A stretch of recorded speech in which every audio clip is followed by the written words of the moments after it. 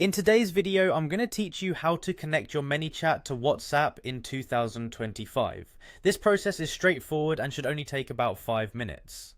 First, we'll start by accessing your Manychat settings.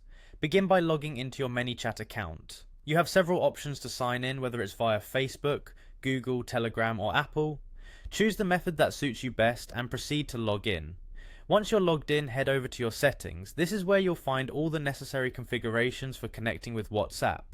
In your settings, look for the section labeled WhatsApp. This is the hub where all the connection details between Manychat and WhatsApp are managed, so it's crucial to locate it accurately. In the WhatsApp section, you will find a connect button. Clicking this starts the linking process. Now you need to make an important decision whether to use your existing WhatsApp number or purchase a new one through Manychat. This choice depends on your personal preferences and business needs. If you opt to use your existing number, make sure that it's already set up as a WhatsApp business number. Next, you'll be prompted to enter your phone number. Do so carefully, and upon entering, you will receive a verification code via SMS.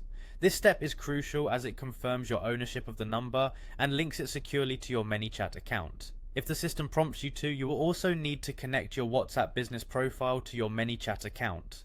This step ensures that all your business interactions are streamlined across platforms and helps in maintaining an organized communication flow. There are a few important points to remember during this connection process. First, a WhatsApp business account is required to use Manychat with WhatsApp. If you don't have one, you'll need to set it up before proceeding. Second, ensure that you have access to the phone number you are connecting. This access is essential because you'll need to verify it via SMS. Lastly, keep in mind that you might need to log in using your Facebook credentials during this connection process, so have them ready if they're required.